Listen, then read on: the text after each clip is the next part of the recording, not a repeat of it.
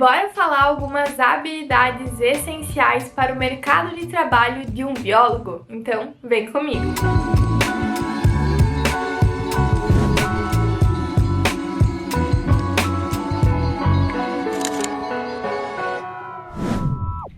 Oi, você que está me assistindo, tudo bem? Eu espero que sim. Eu sou a Júlia e sejam todos muito bem-vindos para mais um vídeo do canal. Eu sou licencianda de Ciências Biológicas, eu tô indo agora para o 5º semestre, para o 3º ano da faculdade e recebi esses dias algumas perguntas falando um pouco sobre habilidades de um biólogo e resolvi fazer um compilado aqui e trazer algumas mais importantes pra gente bater um papo sobre isso nesse vídeo. Então espero muito que vocês gostem e acompanhem até o final. Antes de tudo, pra mim a principal habilidade é realmente gostar. Se você gosta da área que você quer se especializar, quer se profissionalizar, então já é meio caminho andado. Porque quando a gente faz uma coisa que a gente não gosta, só a gente sabe o quanto a gente rompe os nossos limites. Então assim, encontrando aquilo que você gosta e se dedicando absolutamente naquilo, já é meio caminho andado. Todas as outras habilidades que eu vou falar, que elas estão listadas aqui, são habilidades que elas são desenvolvidas. Ninguém nasce com isso pronto. Você não vai entrar na faculdade já com todas essas habilidades com o checkzinho do lado de 100% de perfeição, porque todas são habilidades que elas são desenvolvidas ao longo dos anos, tanto na faculdade como na sua vida em outros aspectos e que podem ser sim aprimoradas. Bom, e a principal habilidade que eu trago aqui são habilidades em pesquisa, então essa capacidade de projetar, conduzir experimentos científicos, ter competência, né, e excelência na coleta, na análise, em toda essa interpretação de dados que exige depois das coletas. Então, principalmente saber conduzir, eu acho que ter cautela nesse sentido, sabe? Mas isso também é uma coisa que você desenvolve e quem nunca teve contato com o laboratório não tem como ter essa habilidade aflorada. É uma coisa que você vai desenvolvendo conforme você vai frequentando aí esse ambiente, né? A próxima competência que eu tenho aqui, a habilidade, é o conhecimento em tecnologia e ferramentas científicas. Então, saber utilizar com eficiência todos os equipamentos do laboratório, as tecnologias relacionadas à biologia molecular, genética, microbiologia, ter o conhecimento de softwares, de análise de dados, isso é claro que eu já estou falando assim, numa escala maior. Porque, por exemplo, na minha faculdade a gente tem 2 laboratórios, um é o laboratório de biologia e o outro é o laboratório de microscopia, que é onde tem os microscópios e as lupas. E as primeiras vezes que a gente utilizou, isso varia muito do professor para professor, mas a gente pegou um professor muito legal que ele nos levou para o laboratório e nos explicou cada equipamento que tinha lá, o que fazia, para que servia, para que a gente ia usar, como que a gente usava. Então a gente tinha conhecimento de tudo que tinha ali naquele laboratório e aos poucos, conforme ia evoluindo as aulas, a gente foi usando um pouquinho de cada coisa e a gente já sabia se localizar dentro dos armários, no que tinha em cada gaveta, em cada porta, e também é tudo identificado. Então isso é outra coisa que vai se desenvolvendo. Então depende muito de instituição para instituição, se você está recém iniciando a faculdade, se você já está lá no doutorado, tendo contato com microscópios excelentes de alta tecnologia, de ponta, varia muito, sabe? Mas eu sei que não é a maioria da realidade das pessoas ter acesso já logo de cara a grandes tecnologias assim. Então, o que a gente pode começar a fazer é começar a se interessar realmente por entender aqueles equipamentos e aquelas coisas que tem ali no laboratório. A próxima habilidade é uma coisa assim mais ampla e que também varia muito de acordo com as áreas de interesse, que é relacionado à compreensão da ecologia e do meio ambiente como um todo. Então, ter esse conhecimento em ecologia, em conservação, essa capacidade de avaliar os impactos ambientais e propor soluções que sejam sustentáveis, né? Isso varia muito da área de interesse de cada um, mas acho que como um todo, assim, o biólogo tem que entender um pouquinho dessas questões ambientais, que eu acho que vai ser uma das áreas mais valorizadas nos próximos anos. Aqui eu trouxe 2 outras habilidades que eu acho assim as mais importantes depois de você gostar, que é relacionado à comunicação científica. Ter essa habilidade de se comunicar de forma eficaz, por exemplo, os resultados que você obteve em uma pesquisa, seja por meio de artigos, em relatórios ou em apresentações para outras pessoas, e ter essa capacidade de adaptar o seu assunto para diferentes públicos, então seja para aqueles especialistas e experts na área ou para aqueles leigos que não entendem nada daquilo que você pesquisou. Então essa habilidade da comunicação, não só científica, ela é muito importante. Eu daria até um vídeo só sobre isso aqui no canal. Eu já falei, inclusive, várias vezes sobre como apresentar bem, como ter uma apresentação nota 10, um seminário nota 10. E o principal é você dominar o assunto, é você saber do que você está falando. E aqui nesse caso da comunicação científica, você fez a pesquisa, você pesquisou, você descobriu alguma coisa, então você tem sim propriedade para falar sobre aquilo. E essa questão da capacidade de modificar para diferentes públicos também é muito importante, porque, por exemplo, eu faço licenciatura.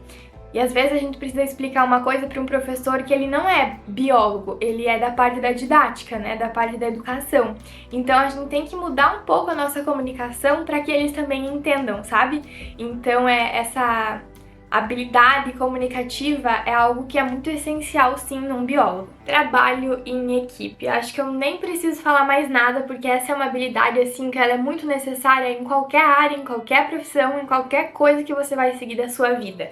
Ter essa colaboração efetiva entre equipes que sejam maiores, que você precisa, quem sabe, liderar ou administrar o que cada um vai fazer, ter essa compreensão dos papéis individuais e essas contribuições para projetos que sejam coletivos, sabe? Então essa parte do saber trabalhar em equipe é muito, muito importante também.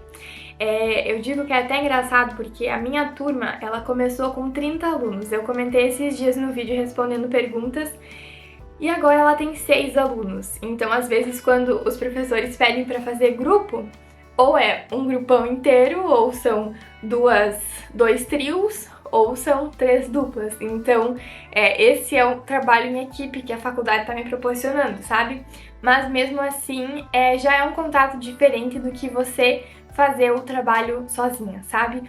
Ou, por exemplo, quando você participa de algum projeto de pesquisa, projeto de extensão, você precisa saber o que você faz, o que o outro faz, qual o limite do outro, até onde você pode fazer, até onde não é mais da sua responsabilidade. Então, ter essas noções de trabalho em equipe e começar a trabalhar isso também é muito importante. A próxima habilidade é resolução de problemas. Sim, por incrível que pareça, tem essa capacidade mais aflorada, mais desenvolvida de abordar desafios complexos assim de uma forma mais analítica, sabe? Analisando mais por que aconteceu aquele problema e ter esse pensamento crítico para resolver esses problemas biológicos e ambientais, que é muito, muito importante. O pensamento crítico, ele é um déficit na nossa educação, porque desde pequeno a gente é instruído a fazer mais do mesmo e a gente não é instruído a pensar por nós mesmos e criticamente. Então, isso tende a mudar nos próximos anos com essa nova geração de professores, mas ainda assim é um déficit. Então, pensar que a gente precisa pensar de forma crítica chega a ser meio retórico, sendo que a gente não aprendeu a fazer isso, sabe? Mas ainda dá tempo da gente desenvolver essa habilidade interior. Gestão de projetos, essa habilidade de ter essa gestão, enfim, de planejar, de organizar, de conduzir projetos de pesquisas, ter essa gestão mais eficiente de recursos, de tempo, de orçamento, também é uma coisa muito importante para, por exemplo, depois que a gente sai da faculdade e quer inscrever um projeto nosso, é uma coisa que a gente precisa ter noção de como fazer essa gestão, né? Ainda mais com outras pessoas, então também entra de novo aqui o trabalho em equipe e ter essa questão da organização bem aflorada também. Adaptabilidade e aprendizado contínuo. Eu acho que isso é uma das habilidades principais também, assim, de um biólogo, ter essa aprendizagem constante e contínua, sabe? Tá sempre mudando e se adaptando ao ambiente que tá inserido, porque tem essa disposição dentro da gente de se adaptar, por exemplo, a novas tecnologias, a novas metodologias, a novas formas de vida. Então, buscar constantemente por esse aprendizado, por essa atualização em relação a essas últimas descobertas científicas, sabe? Isso é uma coisa que nem precisa partir de algo já profissional, e sim do interesse de cada um, de buscar, vamos ver se tem alguma descoberta nova em tal área. Por exemplo, esses dias eu descobri que tem um instituto, agora não vou me lembrar o nome, posso deixar aqui na tela para vocês, se vocês quiserem acessar, que é de botânica de Londres, e eles descobriram algumas espécies ano passado, então apareceu para mim a matéria, e eu tava olhando a listinha e eu achei super interessante. E é uma coisa assim que no momento eu não tava pesquisando, mas apareceu pra mim ali no Google e eu fui acessar pra ler mais e fiquei com esse conhecimento a mais, sabe? Então é uma coisa também assim muito interessante de sempre buscar querer saber mais, sabe? Entra também aqui a questão da ética profissional, que ética é um assunto assim muito necessário nos dias de hoje, né? Ter os seus comportamentos com base nos padrões éticos, tanto na pesquisa como na prática profissional, e ter principalmente a consciência, né, dos impactos sociais e ambientais do trabalho.